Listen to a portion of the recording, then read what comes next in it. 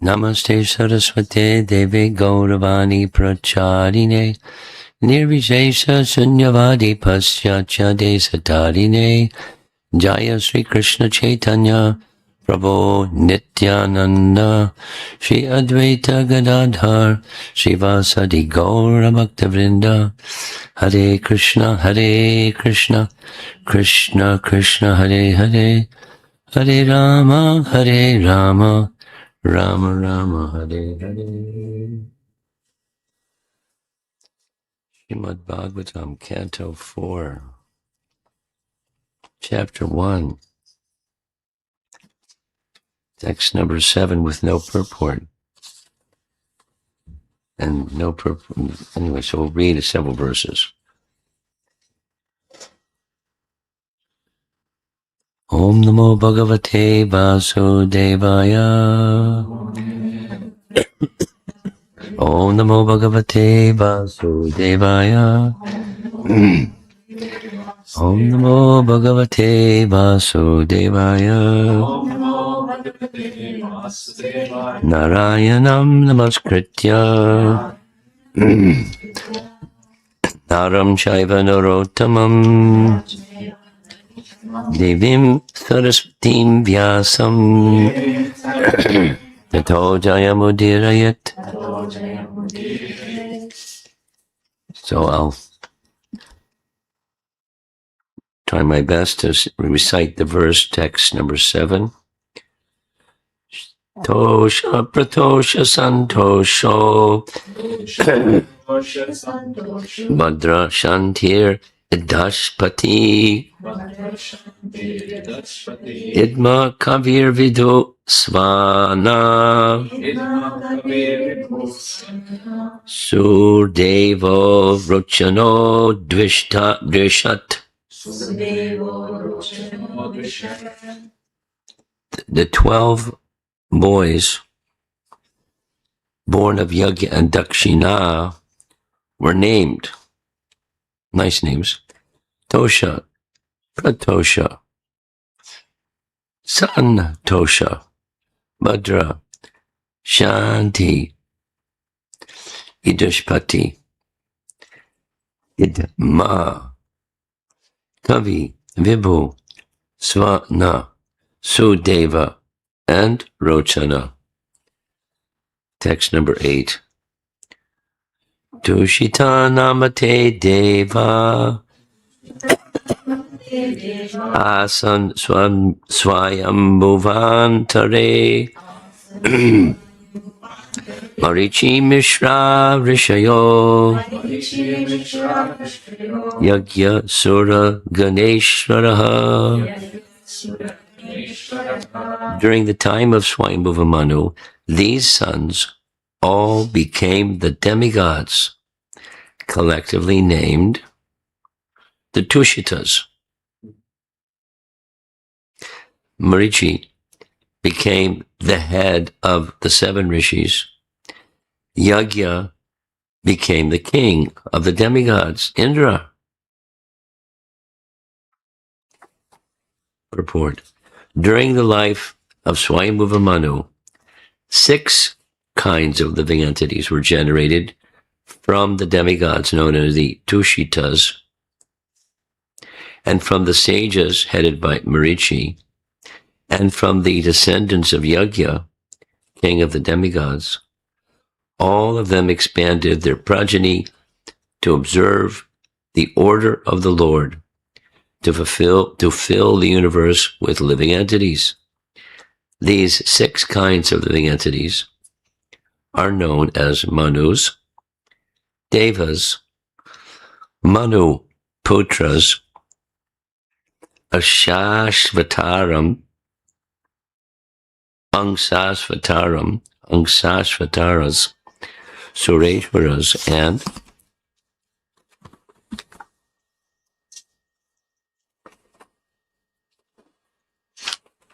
there we go, and Rishis. Yagya, being the incarnation of the Supreme Personality of Godhead, became the leader of the demigods, Indra.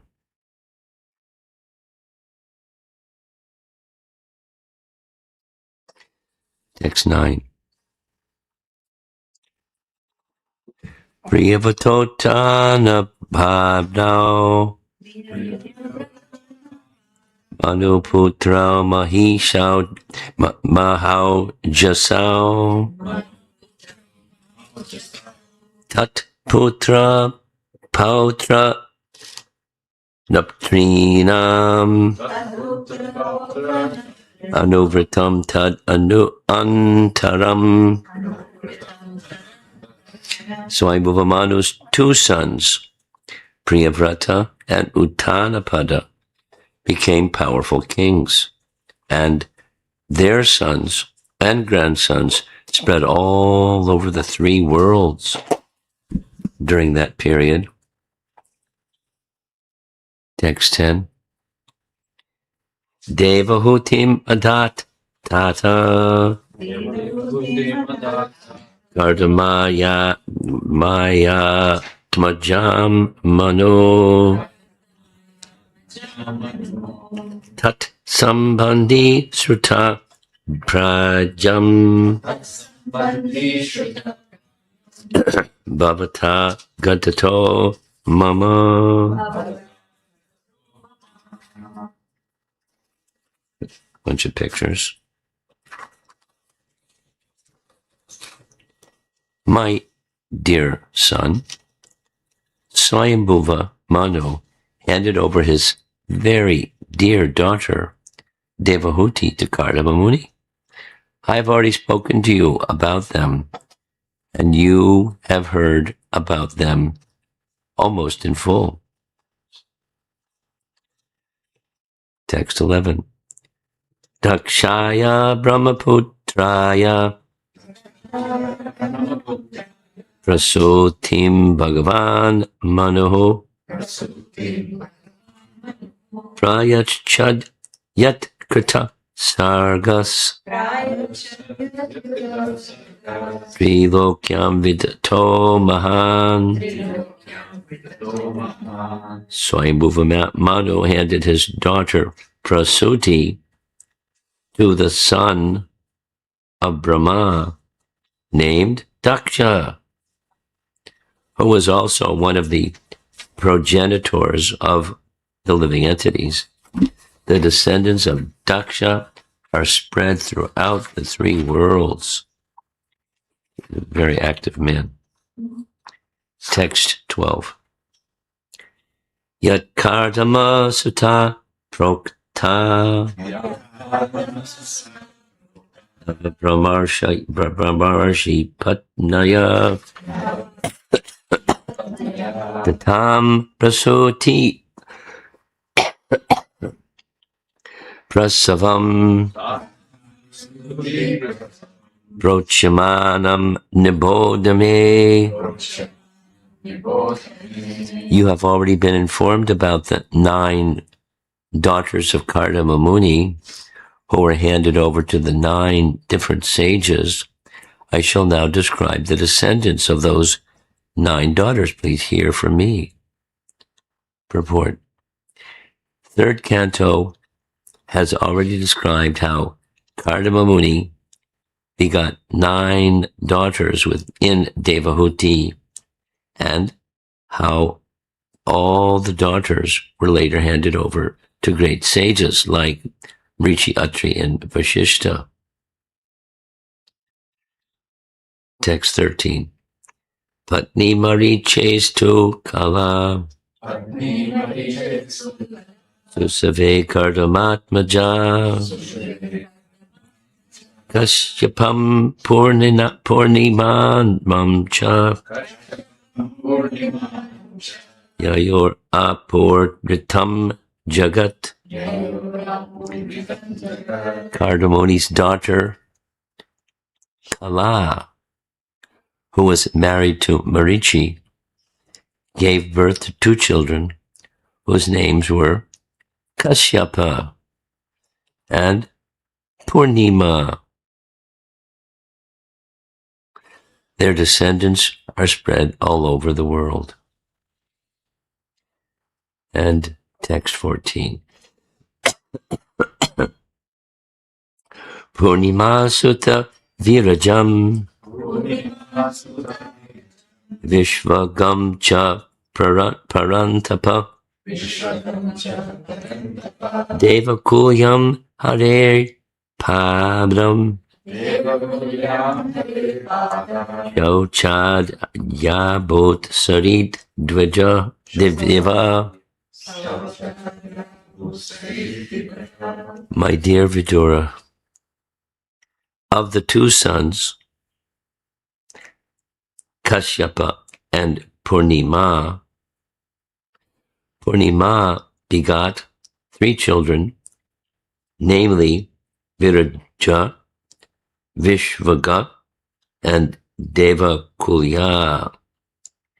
Of these 3, Devakulya was the water which washed the lotus feet of the personality of Godhead and which later on transformed into the Ganges of the heavenly planets. Wow, what a service.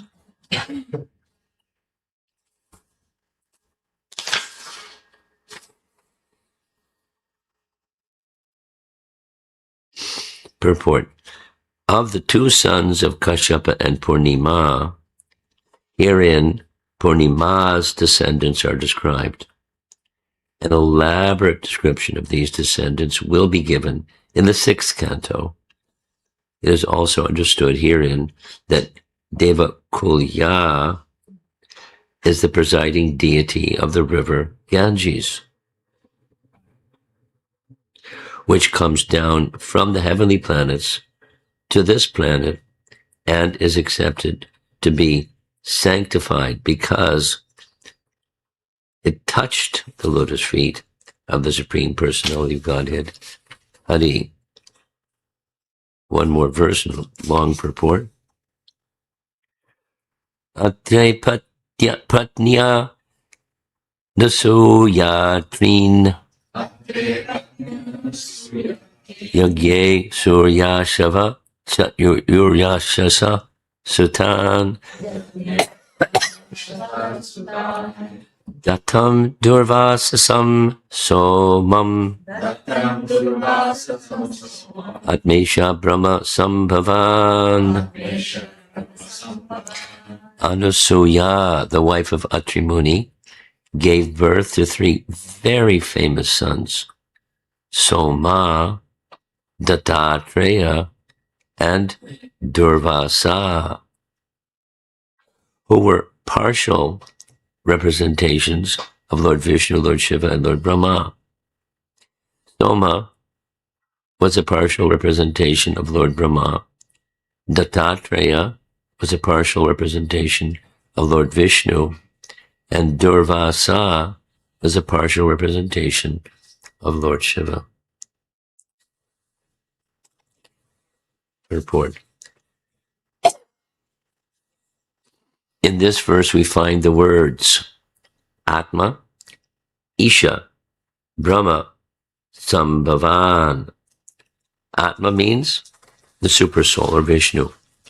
Isha means Lord Shiva. And Brahma means the 4-headed Lord Brahma. The 3 sons born of Anusuya, Dattatreya, Durvasa, and Soma, were born as partial representations of these 3 demigods. Atma is not in the category of the demigods or living entities because he is Vishnu. Therefore, he is described as Vibhinangsha Bhutanam. The Supersoul Vishnu is the seed-giving father of all living entities, including Brahma and Lord Shiva. Another meaning of the word Atma may be accepted in this way. The principle, who is the Supersoul in every Atma, or one may say, the soul of every one became manifested as Dattatreya because the word Angsha part and parcel is used here. Paragraph. In Bhagavad Gita, the individual souls are also described as parts of the Supreme Personality of Godhead, or Super Soul. So why not accept that Dattatreya was one of those parts?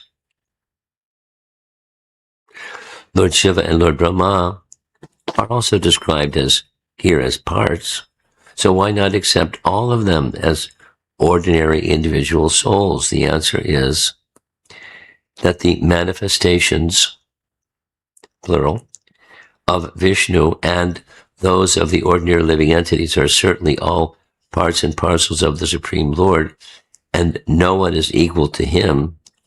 But among the parts and parcels, there are different categories. In the Varaha Purana, it is nicely explained that some of the parts are Svangsa and some are Vibhinangsha. Vibhinangsha parts are called the Jivas, and Svangsa parts are in the Vishnu category. In the Jiva category, Vibhinangsha parts and parcels. In the Jiva category, the Vibhinangsha parts and parcels, there are also gradations. That is explained in the Vishnu Purana, where it is clearly stated that the individual parts and parcels of the Supreme Lord are subject to being covered by the external energy called illusion or Maya. Such individual parts and parcels who can travel to any part of the Lord's creation are called Sarva Gata and are suffering the pangs of material existence.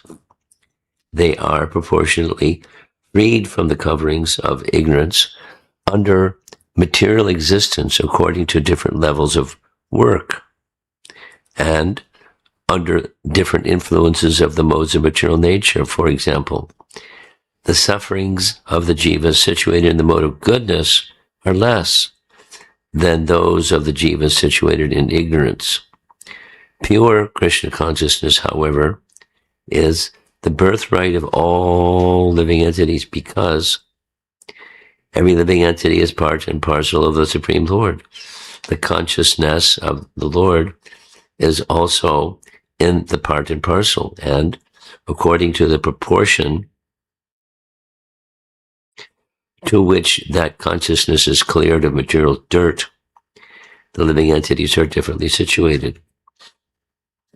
In the Vedanta Sutra, the living entities of different gradations are compared to candles or lamps with different candle power. For example, some electric bulbs have the power of 1,000 candles. Some have the power of 500 candles, and some have the power of 100 candles, some 50 candles, etc. But all electric bulbs have light. Light is present in every bulb. But the gradations of light are different. Similarly, there are gradations of Brahman. The Vishnu Shvangsa expansions of the Supreme Lord in different Vishnu forms are like lamps. Expansions of the Supreme Lord. Oops, I read that. I'll read the sentence again. The Vishnu Svangsha expansions of the Supreme Lord in different Vishnu forms are like lamps. Lord Shiva is also like a lamp, and the Supreme Candle power, or the 100% light, is Krishna. The Vishnu Tattva has 94%, Shiva Tattva has 84%, Brahma has 78%, and the living entities are also like Brahma, but in the conditioned state, their power is still more dim. There are gradations of Brahman. No one can deny this fact. Therefore, the word Atmesha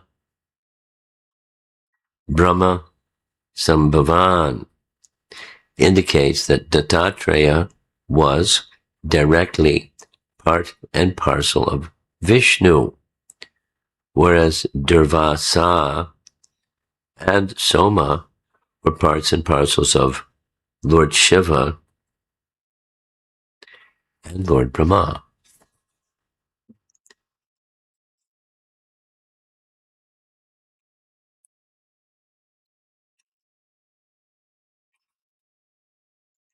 Very detailed.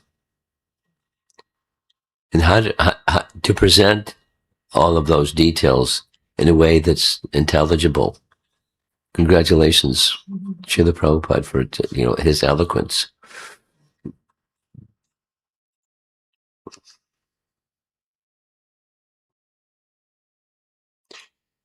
Now, one question. What does all this have to do with us?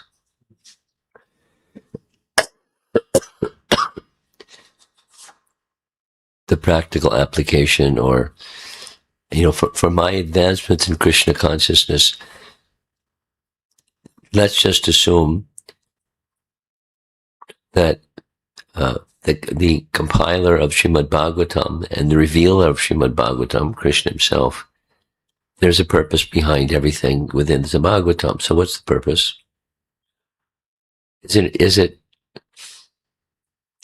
Well, it's not that if I don't understand all this, I can't go back to Godhead.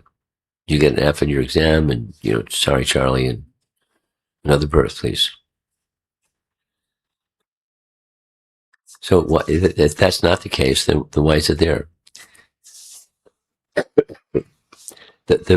A principle, stepping back, gradations of living entities.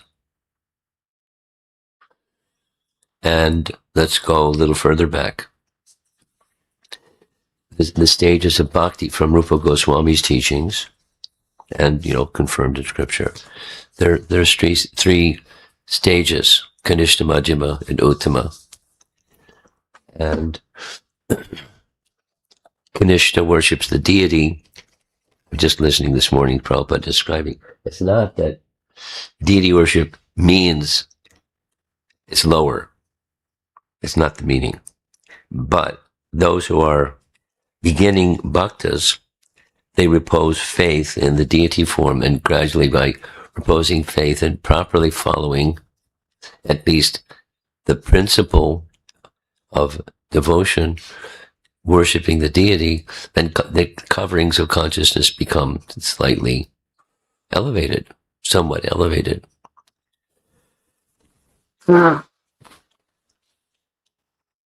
And after that stage comes the Madhyama, and then the Madhyama makes distinctions. In addition to the Supreme Lord, there's devotees of the Lord. And then there's those that are innocent, and then there's the demons, or the atheists, or those that are inimical to the personality, to the Supreme Lord. So, in other words, the Madhyama, that's us. We're recommended to make distinctions. Yes, in the Uttama form, there's no distinctions. In the Madhyama form, make distinctions. And then one of the reasons for making distinctions is there's two good reasons. One or three. What Krishna will be pleased. You honor the devotees, Krishna is pleased. So that's good. Another is so I can avoid the demons and become further contaminated by that unholy association. So that's also good.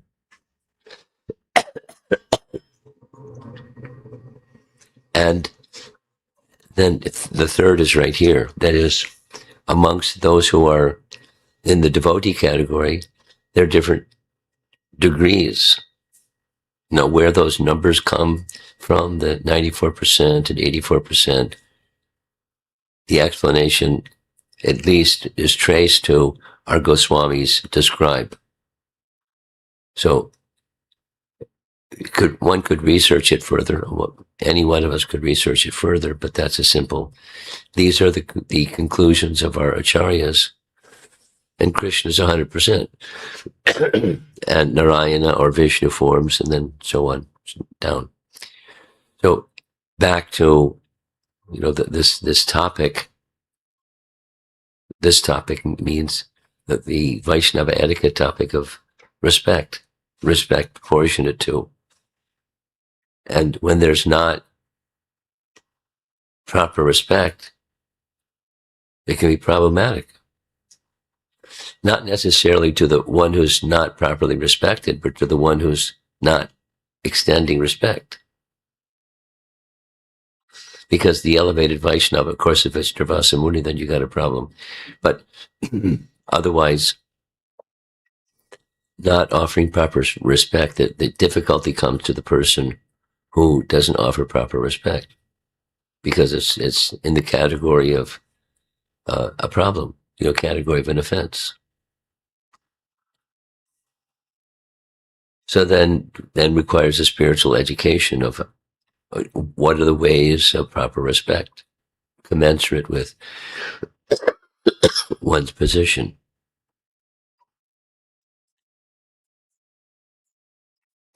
And then that's the whole subject matter. But first comes the, are there gradations? Yes.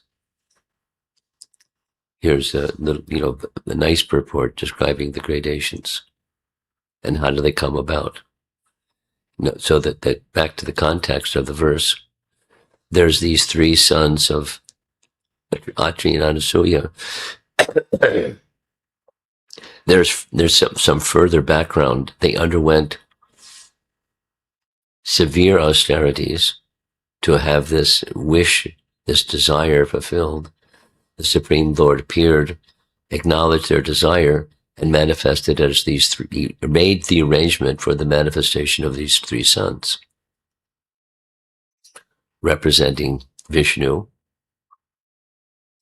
Lord Shiva, and Lord Brahma. As Yayatamam Prapadyante. So how did Vishnu know? Because he knows. And they qualified themselves to receive these three sons, and so that reciprocation was made. And then there are gradations. So the living entity, the Lord Brahma manifests the fullness capacity of a jiva, and other jivas lesser amount than Brahma. But he's full, at least took the capacity of a jiva. So the gradations, the theme is, back to the question. Is this important why is this in the Bhagavatam? Because there are gradations of living entities, and one should be respectful to living entities in the Madhyama position for sure, mandated by scripture. And what's the criterion? What's the scriptural basis for those distinctions, and what's the criterion? So this is not the full range, but it's an entry point in understanding the principle, gradations of living entities.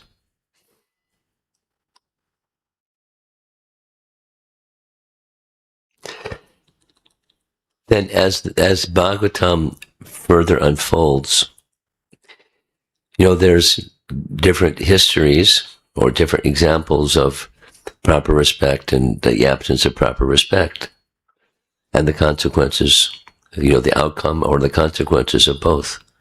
So the Bhagavatam is here is setting a standard or a precept, and then how to properly, and the consequences of not properly respecting.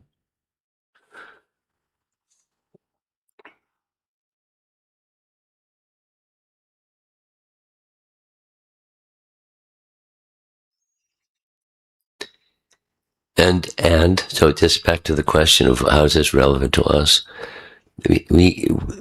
We're instructed, at least in this our present age, that the Yuga Dharma is the chanting of the holy name.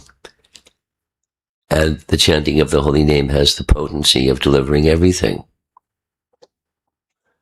on a condition. No offense. And who can claim, I make no offense? Or how can we get to the stage where those of us that are less than perfect can become perfect by properly observing the 10 offenses, or avoiding the 10 offenses? So one of them is disrespecting. That there's so many examples in Scripture. We're going to hear one in relation to when we cover the topic of Nityananda as the Guru Tattva principle. It comes in Adi Lila chapter 5, where, without all the detail, because we'll hear the detail one evening. Krishnadas Kaviraj narrates as the author, he had this experience. The experience was one of the Avadhuta disciples of, or like Nityananda, not living by convention, so thus Avadhuta, Miniketanaram. Miniketanaram came into an assembly at the home of Krishnadas Kaviraj, or Krishna Das, and his brother. And there was a festival going on, and while the festival was going on, over there, a Brahmana was engaged in deity worship. And the Brahmana, the biography says that Gunarnava Mishra, the Brahmana, had respect and very high regard for Lord Chaitanya, but not at all for Lord Nityananda, because he was an Avadhuta.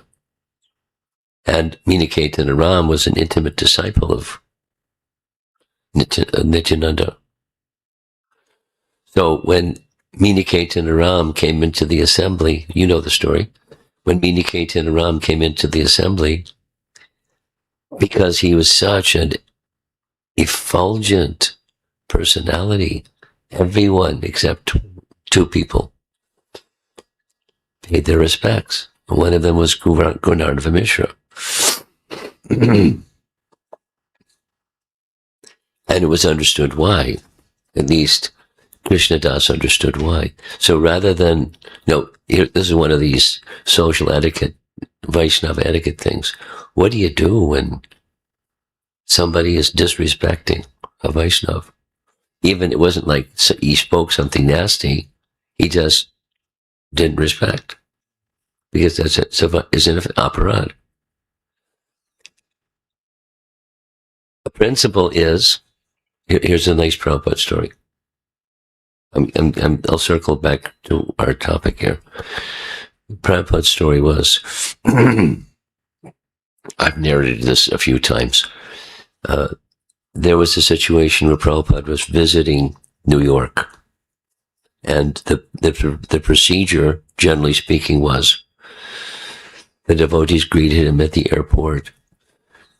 And then Prabhupada was, sometimes would speak to some VIP or media person or something right in the lounge of the airport, a designated place. And then he'd get into his car and go to the temple. In this case, the same procedure, and Prabhupada got into the car, but the devotees that were following behind the car got lost. So Prabhupada reached the temple first. And it was at a time when all the devotees were out of the temple except the pujari, Mother Rukmini. She was worshipping Radha Govinda.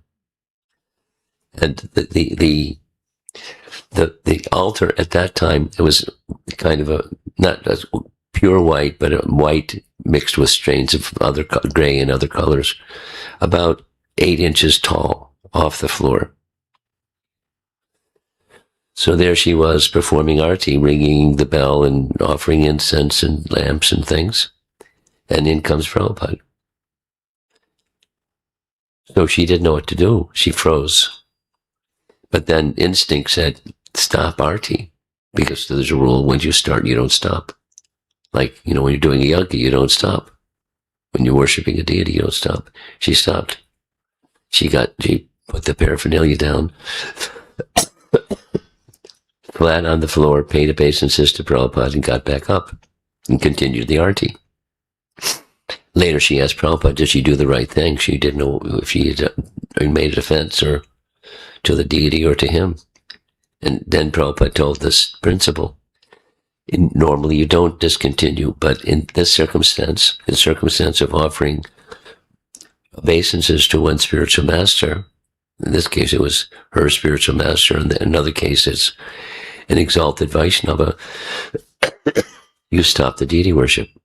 So he didn't. Gunarava Mishra just continued his deity worship. And so there's brothers. Krishna Das, Surya Das, if I can remember correctly, was the name of his brother. So Krishna Das spoke up. In that right in the middle of everything, but at an appropriate time, he spoke up and chastised. And then when he chastised, Surya Das took his side.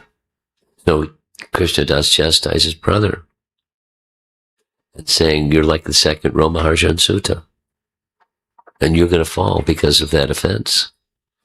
And the narration reads, and he fell. It doesn't say like kaboom, but, he fell from that moment of not acknowledging, I've made a mistake. I should have respected Miniketan Ram. But he held some attitude towards Nityananda. So not accepting Nityananda, that's a problem. Not respecting Nityananda or the representatives of Nityananda or the Vaishnavas that are engaged in this important activity of taking the message of Krishna as Lord Nityananda, as the Guru Tattva personified, did. And not respecting those that do that service, or in different ways, disrespecting. Not respecting is disrespecting. So with that very night, that very night, it came your question of when did this happen? How old was Krishna Das when this happened? You're going to find out. Couldn't find out. Okay, you tried? A little bit. Okay. Exhausted. Okay. I need to reword the statement. Raghunath Das Goswami was in Vrindavan for 45 years, but it's not that he spoke on the topics of Lord Chaitanya with Krishna Das in the audience for 45 years. At some point, it could have been. And so there's something, when you, and thinking that question, there's some history that at some point Krishna Das came and he was given accommodation very near to the place where Raghunath Das was staying. And so then he could hear Raghunath Das describe Gaura Lila. So whatever that number is, we don't know. But not necessarily, but for 45 years. Probably not.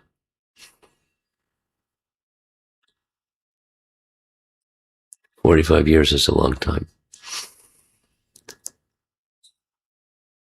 So Nityananda appeared in his dream that very night, in Krishna Das's dream, and commended him for his chastising both his brother and Gunarnava Mishra, and pointed in the direction of Vrindavan and said, go once to Vrindavan, make that your residence. So when he woke up, it was still, the dead of night, and he didn't wait. He just, he didn't say Haribol, he just took off.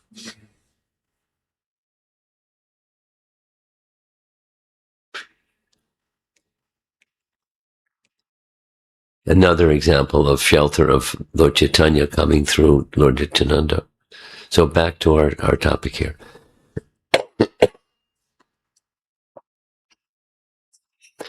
Understanding the position of expansions of Lord Vishnu and expansions of Lord Shiva and expansions of the living etities, and respecting those expansions of the living entities appropriately. There's an etiquette involved. Supposing one doesn't know.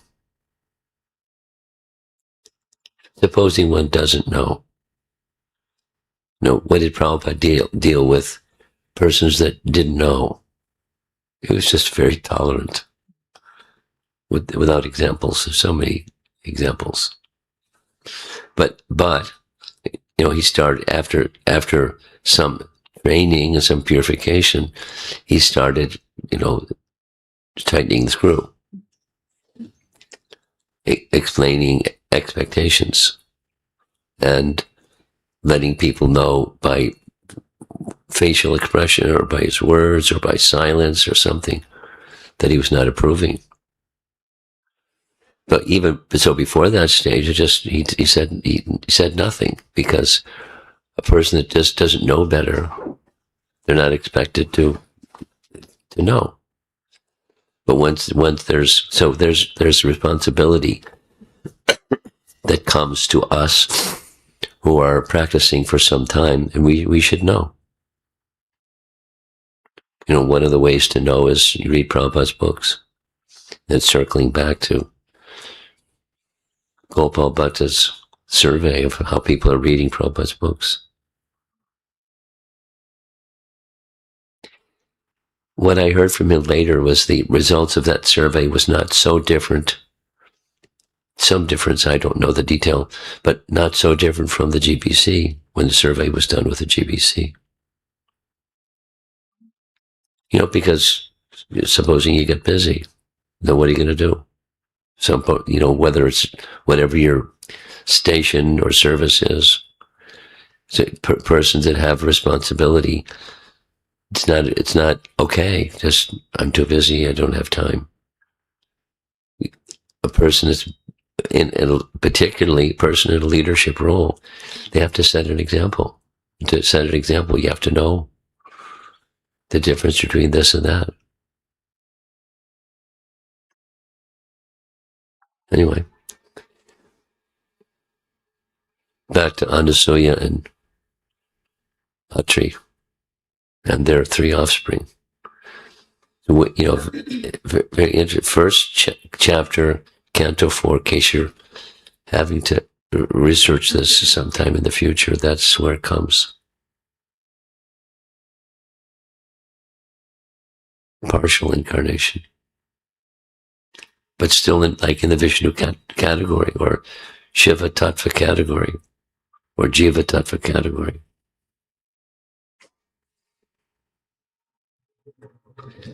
Let's see if there's some discussion.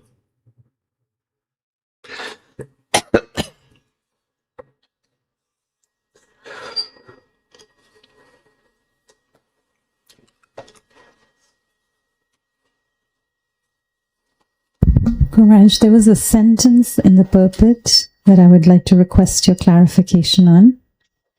Prabhupada said, such individual parts and parcels who can travel to any part of the Lord's creation are called Sarvagata and are suffering the pangs of material existence. So I'm assuming this is referring to the fact that living entities can be found in any part of the material creation, but not that us as individual living entities have that kind of freedom. We have pretty restricted freedom in terms of where we can travel. Well, there's different ways of travel. Samsara is one of the ways to travel. And Narada Muni is another way to travel. That's certainly an exception, not the rule. Samsara. Another question, Gumaraj, on this topic of Vaishnava etiquette. There are so many wonderful opportunities provided to us to receive training and education. And I noticed that in a large congregation like ours, there can be people who choose over a sustained period of time not to take advantage of these opportunities. So I'm thinking, what is mine to do? And a couple of things come to mind. One is, in my own life, to have this relentless pursuit of refining my Vaishnava etiquette, not only learning, but also sharing, because that reinforces my learning. And another thing is lovingly, encouragingly inviting those persons to take advantage of these opportunities without seeming forceful. And yet, I see that over the years, that's only been so successful. There are people who are very active in service and have rough edges, and they just consistently choose not to show up for training opportunities. So the problem just continues and continues. So if you would please clarify, what is mine to do besides these two things that came to my mind? Let's hear the punchline of the question again. What's the punchline? What else can I do? What can you do? Yes. What is within my power and influence?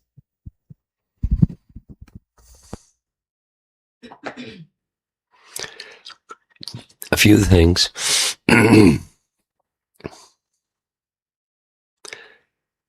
Purity is the force. So the more pure, the more the effectiveness of speaking or not speaking, doing or setting an example. And so purity is the force. So that's something internally.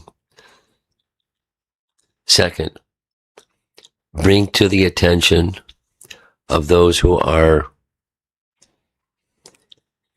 in an authority position where they may choose to influence the individual one way or another, or align the service position better with the person's capacity.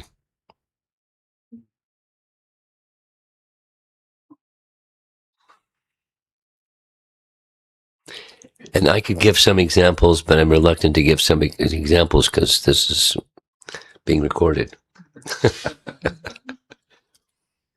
But there's a situation that,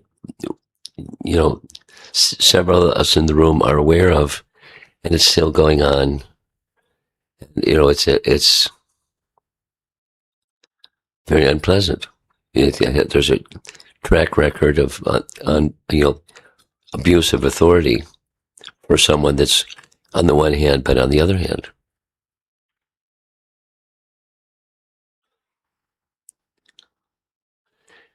So let's see what happens. But it's in the works of sending up the flagpole to an authority that may be able to do something about an abusive situation.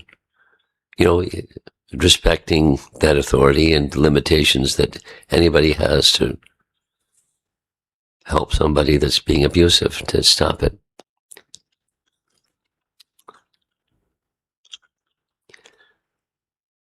So that's back to the question. That's something that can be done. Well, there's another situation in another place, and there are a few persons who are aware of that other situation in another place. And they're, respectfully trying to help the devotee that's unsuited for having authority for different reasons to step back from that authority position. And, it sounds like it's likely to happen. That doesn't mean their personality is going to change because they don't have that service anymore, but will no longer be in a position of, carrying a stick and whacking people. They have their personality. And then in that case, it's between the guru of that person and the person. And is it possible? It's certainly possible. But is it, there's no guarantee. Training and education can happen at any stage. It's better if it happens at an early stage. So back to your question, what is it that you can do? So purity, and not in a whining and complaining and finger pointing mood, but inform somebody in a higher authority position that maybe there's something they can do. At least they should be aware. And then, sometimes there's a third. Sometimes it's just accepting the situation, knowing that there's going to be some damage downstream, because the tendency of this or that or the other is likely to continue. And I've seen, and I have, I've been on the receiving end or something, and it's not nice. So shrug your shoulders. That is, leave it up to Krishna.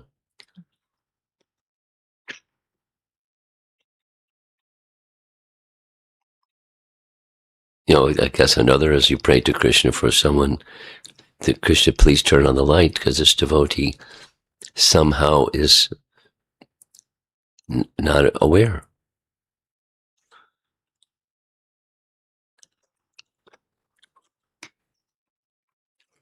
Okay. Anything else?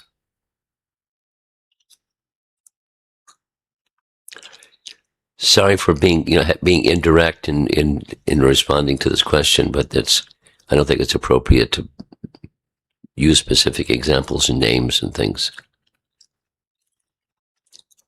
More principle based. You have something? Yeah.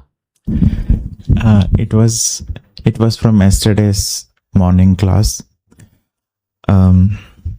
It's about the question answer time discussion about envy. My thought and my experience is that certain things I have been working, and this been going on for years. This is you personally. Yeah. So, I have a stronger speech. I have been working on it for years, and I couldn't do anything much about it. And what to speak of envy, I don't know how much time it will take. So, I was thinking what to do. We just keep accepting and going on, or that's a dilemma I'm having in my mind. Well, envy is a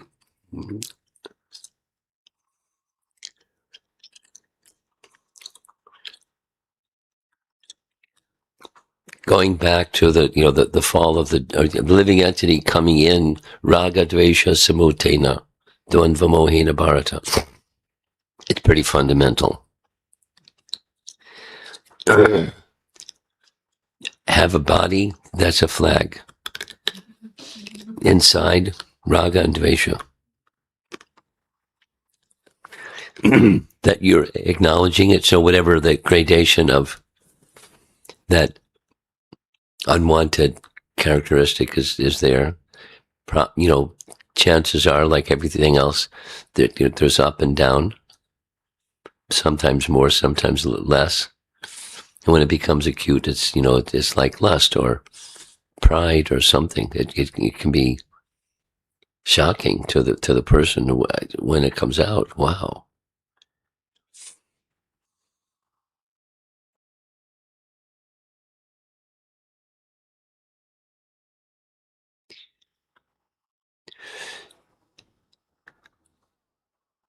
So there's two parts. The one is the why, and then what to do. So the why is, it's just part of having misused free will, and therefore here we are with a body that has these characteristics, or the covering of the soul that has these characteristics. So just be accepting of that's just the way it is, and then by the process of sadhana bhakti,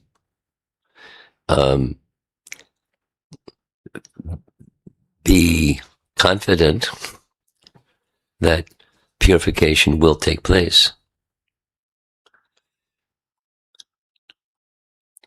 And then a third is somebody that knows you and understands you, and is as a friend, it knows and understands another person, someone that's in that category, and you share confidentially, this is a struggle, and help. When you see the door is open, please say. Maybe, be discriminating about circumstance to say, because it's painful, but please say in the proper way, in a respectful way, and so that I get a tap on the shoulder that reminds me of what I already know, but we get carried away. And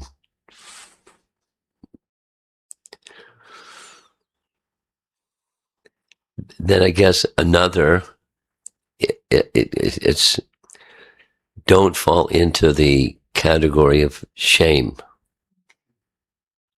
because that's debilitating. Any capacity to overcome something that's formidable, shame, it just drains the capacity to deal properly with it. So that goes back to the body is having an embodiment means there's a flag. So just acknowledge it. Don't obsess about it, because that's there are people that obsess about it, their shortcomings or their unwanted things, and boo-hoo and woe is me, and depression.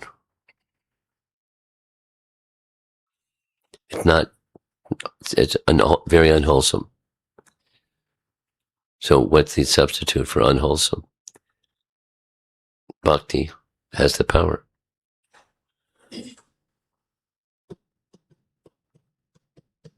Yeah.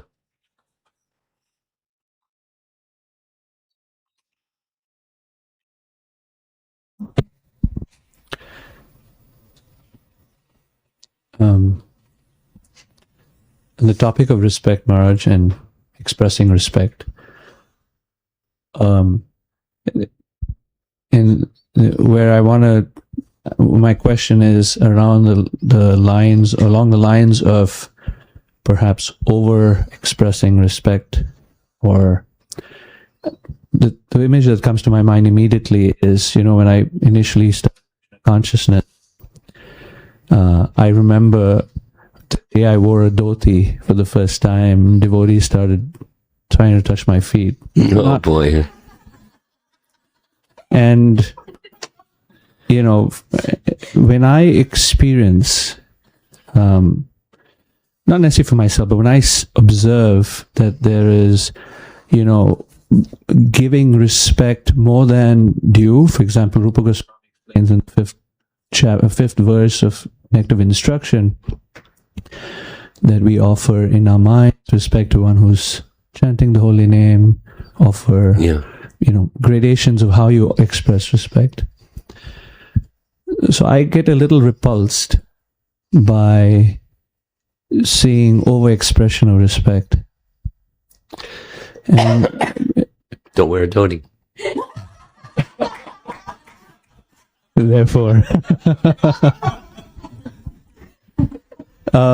so my question is: how should we consider that, and what are some instructions around that? One thing that I'm remembering is Jiva Goswami's Kutinati explanation in Bhakti Sandarbha, that Kutinati is where inside there isn't respect, but externally we offer respect. That's how he defined it there. So that stayed with me when I read it. Anyway, I'd like to hear from you, Maharaj. This is subtle. So it's a simple answer is depends. It depends on, so like Prabhupada, great, he had expectations from others according to their position. And because of his being an acharya role, he had the power, had the authority when to instruct and when to remain silent. Just tolerate. So the excessive respect, it's yes, repulsive, but on the other hand, that somebody is neophyte and not understanding, so it's okay. And then expectations, and then so depending upon the person, so it depends, depending upon the person, in a way that's not embarrassing the person socially. A conversation, a one-on-one conversation that says whatever it needs to say. In one sense it's me, in another sense it's a principle. But this makes me uncomfortable. The other is another kind of uncomfortable, but the excessive is a kind of uncomfortable. And it can be just a declaration, or it can be a question. Do you see circumstances where you have done like that with others, or with me, or something? Is that like, no, I don't do that? So you probe a little bit to see. So that's depends on the person, how you. But in confidence situation, as you're, in the frame of your question, my mind went to three situations that I'm currently involved in, and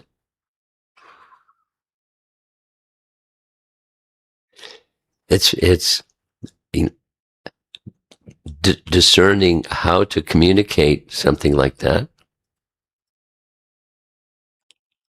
That takes it takes culture, it takes character. But once some thought is how can something like that be communicated best, then it puts put a strain in a relationship, but you're willing to go down that strain in the relationship because it's good for both of us. It's good for the person, good for me.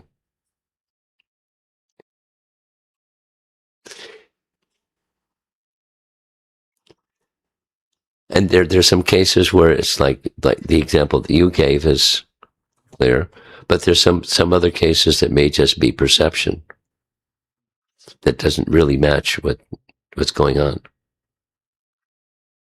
So then seeking clarity, and then depends on the certainty of excessiveness. Whether my perception is like this. Do you see that too? It's a dialogue. It's not confrontation. It depends upon the person, but just by bringing up the potential of some discomfort, the person will be more careful.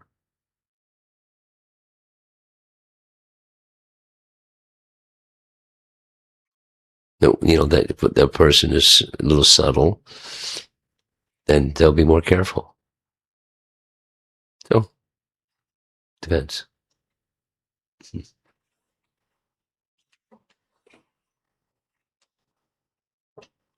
Hare Krishna Maharaj.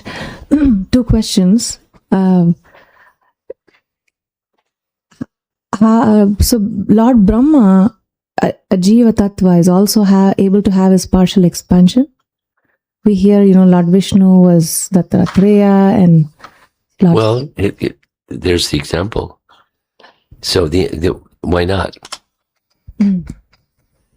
No, what does partial expansion mean? It's not like, he divided himself or expanded himself, and then over there is the less than him, but it's, a facsimile of him, kind of fuzzy. A fact copy that's kind of fuzzy. It could be a bhava expansion. That's another concept of expansion.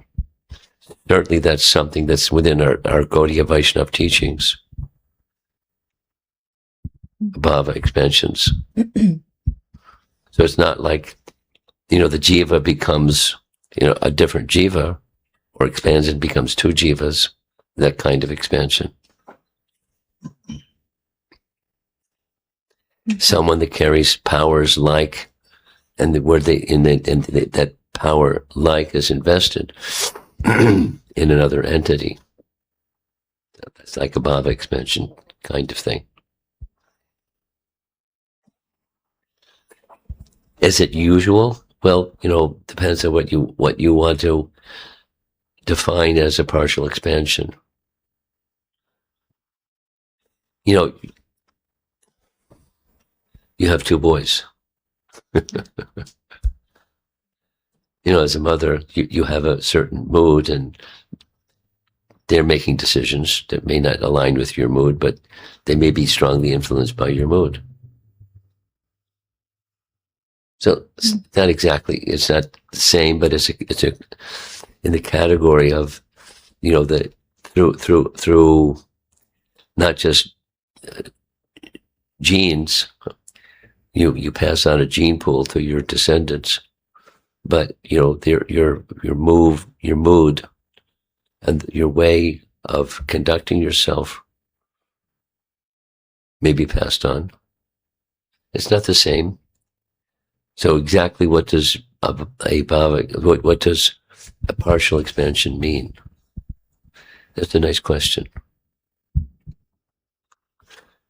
I bet our acharyas have answers to that question. Would you like the assignment of Vishwanath Chakravarti Thakur generally has answers to stuff like this. Okay. Reach out to Prabhu. Huh? He's passing. I have another question, Maharaj. No, but you do, as an assignment for tomorrow morning's class, you look. I can look it up too, and maybe there's nothing, and there's nothing in the.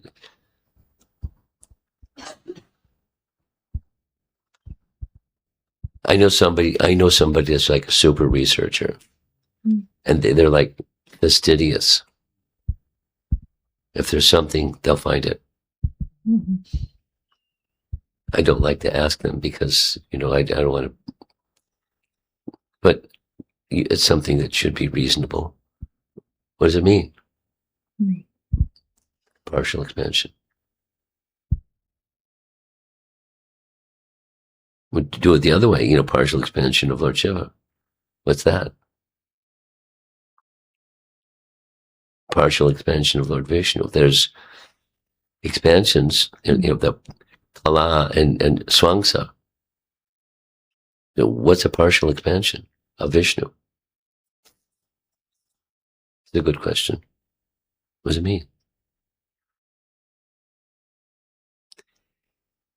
Another place besides Vishwanath Chakravarti Thakur, a probably very good place is Laghu Bhagavatamrita.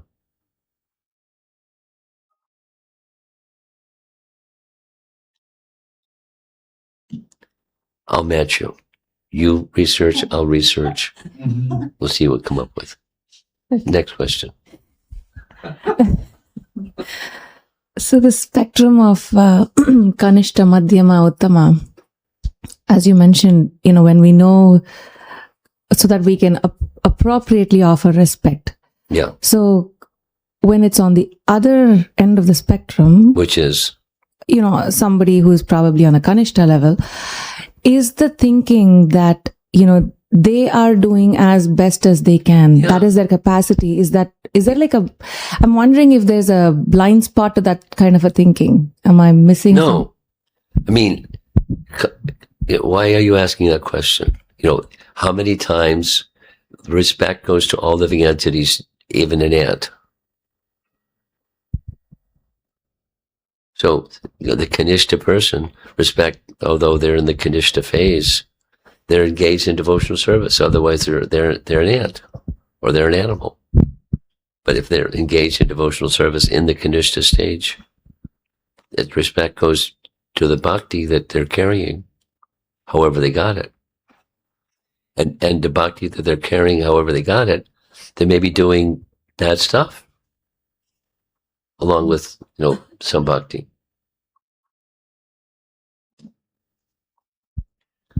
Then it depends on the bad stuff. How bad is the bad stuff?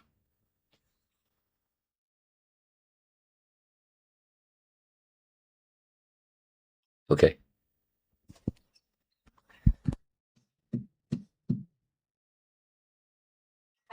I had a sense she's got something. And something in relation to what Mataji asked, Vashana Mataji.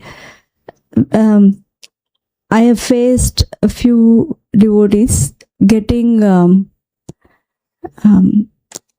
bit upset or angry when I use the term senior devotees. Like if I say something like, let's give preference to this person because they're a senior devotee. Yeah. And then there are others who say, or who ask me, how do you define a senior devotee? Because devotional service is a continuum, and how come you are seeing some as senior and some as younger? How do you know what's in their heart? This kind of questions come. This is just, it kind of feels very, I find it disrespectful to even compare. No, it's not disrespectful. No, I meant when the question comes like that, is that disrespectful to? Because It's disrespectful to whom? To you or to the? to the. You keep it simple. Don't get mental. Keep it simple. The mind can make something simple very complicated. Keep it simple. From your heart or from scriptural example, one that I like is Yudhisthira coming before Dhritarashtra was very respectful. He's elder. So on what basis? His age. And there's other, but that's one. And Lord Nityananda was 12 years older than Lord Chaitanya. Or Balaram was the elder brother, and Krishna deferred to his elder brother. It wasn't by a big amount of time, but he was the elder brother. So deference went to the senior. So they're different when's biological age or when one began practicing devotional service.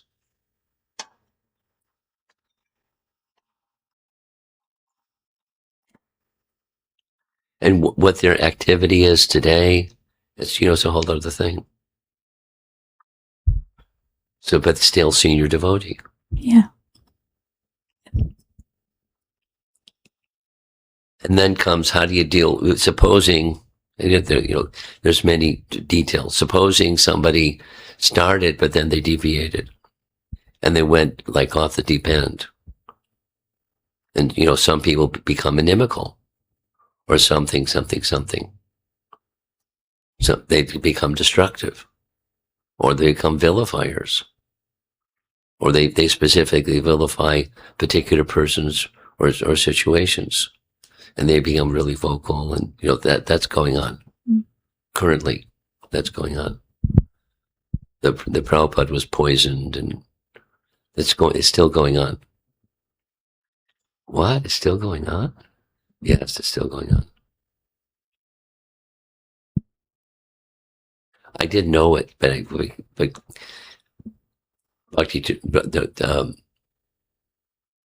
Brahmatirtha explained. And where is it coming from? This is where it's coming from. So anyway, there's a response, but that's different than someone that may have had a problem, that someone that's got a stick in their hand or a gun in their hand, and they're waving the gun. They want to shoot someone. That's not a senior devotee. It's an offender. So discriminate.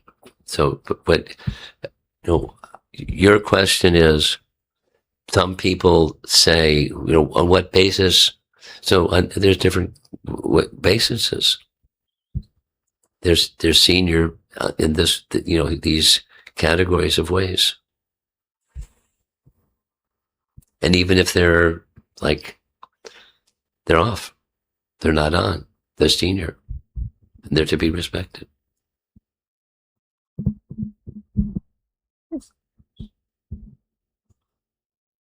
That's culture.